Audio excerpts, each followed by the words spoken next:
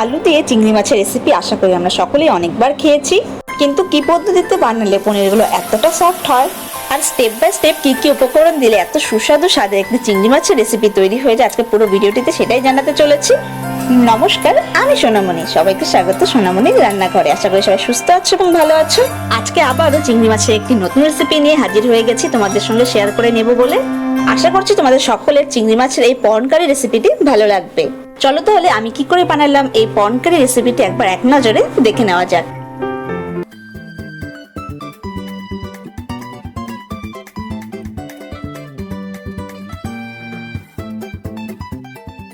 সবার প্রথমে আমাদের প্রধান উপকরণ মানে চিংড়ি মাছগুলোকে আমি এখানে পরিষ্কার করে আগে থেকেই ধুয়ে নিয়েছি।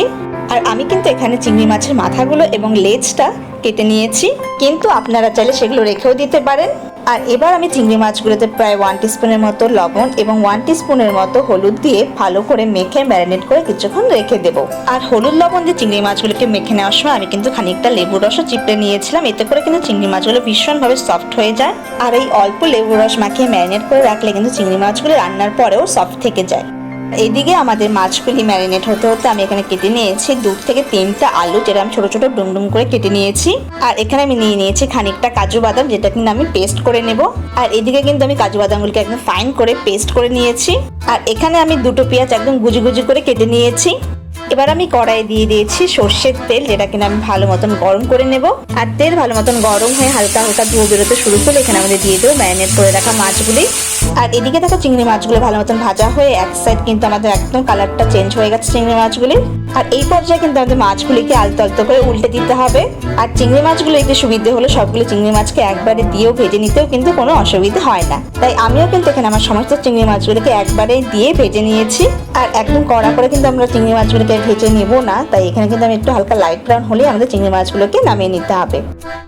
আর এদিকে দেখো চিংড়ি মাছগুলো কিন্তু আমাদের একদম ভালো মতন কুক হয়ে গেছে। এবার কিন্তু চিংড়ি মাছগুলোকে একে একে করে নামিয়ে নেব। আর এবার কড়াই আরেকটু সর্ষের তেল আমরা অ্যাড করে নেব। আর তেল গরম হয়ে এলে এখানে আমরা অ্যাড করে নেব আমাদের ডুমডুম করে কেটে রাখা আলুর টুকরোগুলো। এবার আলুগুলিতে আমরা অ্যাড করে নেব খানিকটা লবণ আর অ্যাড করে নেব হলো খানিকটা হলুদ।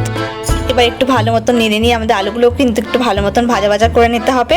আর আলুগুলোকে কিন্তু আমাদের বোথ সাইড থেকে একটু লাইট ব্রাউন করে ভেজে নিতে হবে। আর এদিকে দেখো আমাদের আলুগুলো কিন্তু একদম ভালো মতন ভাজা ভাজা হয়ে গেছে। এবার কিন্তু আমাদের আলুগুলোকে নামিয়ে নিতে হবে। আর এবার কিন্তু আরেকটু সর্ষের তেল আমরা অ্যাড করে নিয়েছি। আর তেল গরম হয়ে এলে এখানে ফোড়নের জন্য দিয়ে দিয়েছি হলো জিরে, তেজপাতা, গোটা শুকনো লঙ্কা এবং কয়েকটা গোটা গরম মশলা। আর সোমবারের উপকরণগুলি ভালো মতন ভাজা ভাজা হয়ে এলে এখানে আমরা দিয়ে দেবো কুচনো পেঁয়াজ।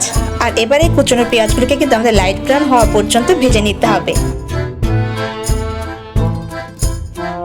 আর এদিকে দেখো পেঁয়াজগুলো কিন্তু আমাদের ভাজা ভাজা হয়ে হালকা লাইট ব্রাউন হয়ে গেছে। এই পর্যায়ে আমরা অ্যাড করে নেবো আমাদের বেটে রাখা আদা এবং পেঁয়াজের পেস্ট। এবার ভালো মতন একটু নেড়ে নিয়ে এই পেঁয়াজ আদার পেস্টটি কিন্তু আমাদের একটু ভালো মতন কষিয়ে নিতে হবে। আর এদিকে দেখো পেঁয়াজ আদার পেস্টটি কিন্তু ভালো মতন কষানো হয়ে একটু লাইট ব্রাউন হয়ে গেছে। আর এই পর্যায়ে আমি অ্যাড করে নেবো একটি টমেটোর পেস্ট। আর এখানে কিন্তু আমি একটি লাল টুকটুকে টমেটোকে মিক্সিতে ঘুরিয়ে ভালো মতন পেস্ট বানিয়ে নিয়েছি। এবারে টমেটো পেস্টটিকে কিন্তু আমাদের অন্যান্য উপকরণগুলির সঙ্গে ভালো মতন নেড়ে ভালো মতন মিক্স করে নিতে হবে। আর এই টমেটো পেস্টটি অন্যান্য উপকরণগুলির সঙ্গে একটু ভাজা ভাজা হয়ে এলে আমরা অ্যাড করে নেবো এখানে আমাদের টমেটো সস। আর এই লাল টুকটুকে টমেটো সস ব্যবহার করাতে কিন্তু তরকারিতে একটা খুব সুন্দর রং চলে আসে। এবার সবকিছুকে একটু ভালো মতো নেড়ে নিয়ে মশলাগুলোকে কিন্তু এইভাবে আমাদের কিছুক্ষণ কষিয়ে যেতে হবে। আর মশলাগুলি একটু কষানো হতে হতে আমরা একটা মশলার ঘোল তৈরি করে নিই। আর এর জন্য আমি নিয়ে নিচ্ছি একটি বাটিতে 1 চামচের মতো হলুদ, স্বাদ অনুসারে পরিমাণ মতো শুকনো লঙ্কার গুঁড়ো, প্রায় 1 চামচের মতো জিরে গুঁড়ো এবং স্বাদ অনুসারে পরিমাণ মতো লবণ। আর এবারে মশলাগুলিতে একটু নিয়ে নেব প্রায় 1/2 কাপের মতো জল। আর এবারে সমস্ত মশলার উপকরণগুলিকে আমাদের হাত দিয়ে গুলিয়ে একটি মশলার ঘোল বানিয়ে নিতে হবে। আর এবারে মশলার ঘোলটিকে কিন্তু আমাদের কষানো মশলাগুলির সঙ্গে অ্যাড করে নিতে হবে। আর এবার এই সমস্ত মশলার উপকরণগুলিকে আমাদের ভালো করে মিক্স করে দিয়ে কিছুক্ষণ কষিয়ে নিতে হবে।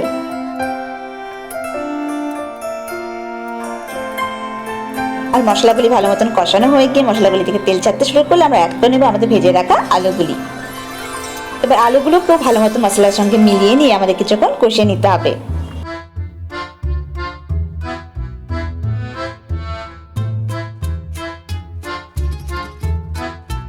আর এবার ভেজে রাখা চিংড়ি মাছগুলোকে আমরা একে একে অ্যাড করে নেব।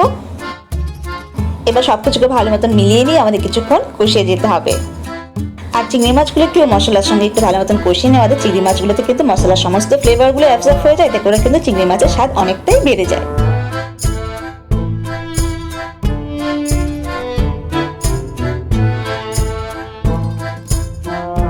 আর এবার অ্যাড করে নেব হলো আমাদের বেটে নেওয়া কাজু বাদামের পেস্টটি। আর সঙ্গে অ্যাড করে নেব হলো সামান্য পরিমাণ একটু জল, যাতে করে কাজু বাদামের পেস্টটি একটু ভেজা ভেজা হয় এবং মিলিয়ে নিতে সুবিধা হয়। আর এদিকে দেখো কষানো কিন্তু একদম আমাদের হয়ে গেছে পুরোপুরিভাবে, এবং সবগুলি উপকরণ নিজস্বভাবে তেল ছাড়তে শুরু করে দিয়েছে।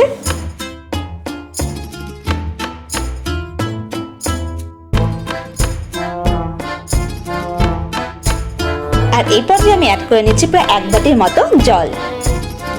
আর এখানে কিন্তু আমি ঠান্ডা জলের বদলে গরম জল ব্যবহার করেছি। আর এই কারণে কিন্তু দেখো ঝোলটাও খুব তাড়াতাড়ি ফুটতে শুরু করে দিয়েছে। আর খুব বেশি পরিমাণে জল আমরা ব্যবহার না করাতে ঝোলটাও কিন্তু দেখো খুব তাড়াতাড়ি একটু শুকিয়ে আসছে। আর ঝোলটা খানিকটা ফুটতে ফুটতে একটা ইম্পর্টেন্ট কথাও সেরে নিই, সেটি হলো আমার আপলোড করা সমস্ত রেসিপিগুলি কিন্তু আপনারা আমার ইউটিউব চ্যানেল সোনামণি রান্নাঘরে পরপর সাজানো পেয়ে যাবেন। তাহলে সেটাকে একটু সাবস্ক্রাইব করে নিন, যাতে যখনই কোনো রেসিপির দরকার পড়ে সেটা একদম হাতের কাছে পেয়ে যান। আর যেহেতু আগে আমরা দুবারের মতন প্রয়োজন মতো লবণ অ্যাড করেছি, তাই এবার কিন্তু আমাদের পরিমাণ মতো স্বাদ অনুসারে লবণটা অ্যাড করে নিতে হবে। আর তোমাদের যদি সত্যি আমার শেয়ার করা রেসিপিগুলি ভালো লেগে থাকে এবং হেল্পফুল বলে মনে হয়, তাহলে অবশ্যই প্লিজ একটু সাবস্ক্রাইব করে দিও। তোমাদের এই ছোট্ট উদ্যোগে আমাকে আরও মোটিভেট করবে তোমাদের কাছে আরও নতুন নতুন রেসিপি তুলে ধরতে। তাই সকলের কাছে আমার একান্তই অনুরোধ রইল, যারা প্রথমবার দেখছো রেসিপিটি, প্লিজ প্লিজ প্লিজ একটু সাবস্ক্রাইব করে দিও সোনামণি রান্নাঘরকে। আর এবার এখানে অ্যাড করে নিয়েছি হলো আমি প্রায় 1 চামচের মতো গরম মশলা গুঁড়ো। এবার এই গরম মশলার গুঁড়োটিকে কিন্তু আমাদের ভালো মতন ঝোলের সঙ্গে মিক্স করে নিতে হবে। আর এদিকে দেখো ঝোলের পরিমাণটা কিন্তু আমাদের অনেকটাই শুকিয়ে গিয়ে একদম ঝোলটা ঘন ঘন হয়ে মাখো মাখো ভাব চলে এসেছে। আর এবার কিন্তু আমাদের একটু 5 মিনিটের জন্য সময় ধরে একটু ঢেকে দিতে হবে, যাতে করে ঝোলের পরিমাণটা আরেকটু শুকিয়ে গিয়ে গ্রেভি গ্রেভি ভাব আরেকটু চলে আসে। আর এই পন কারি রেসিপিটি কিন্তু ভাত হোক কিংবা পরোটা সবকিছুর সঙ্গে কিন্তু পুরোটা একদম জমে যায়। আর এইদিকে দেখো ফাইনাল লুক ঢেকে দেওয়ার ফলে কিন্তু আমাদের দেখো খুব সুন্দরভাবে একটা কালার চলে এসেছে, আর দেখতেও কিন্তু দারুণ লাগছে। আর এদিকে দেখো আমাদের চিংড়ি মাছের এই পন কারি রেসিপিটি কিন্তু একদম রেডি। আর এই পন কারি খেতে কিন্তু দারুণ হয়েছিল। আর চিংড়ি মাছগুলি এতটা সফট হওয়াতে চিংড়ি মাছের স্বাদটা যেন আরো দ্বিগুণ করে তুলেছিল। তাই এবার থেকে বাড়িতে চিংড়ি মাছ এলে তোমরা কিন্তু অবশ্যই ট্রাই করো পন কারির এই রেসিপিটি, এবং কেমন লাগলো সেটা কিন্তু অবশ্যই আমাকে একটু কমেন্ট করে জানাবে। আর আশা করছি তোমাদের সকলের রেসিপিটি ভালো লাগবে। আর যদি ভালো লেগে থাকে তাহলে অবশ্যই একটু লাইক এবং বন্ধুদের সঙ্গে শেয়ার করে নিও।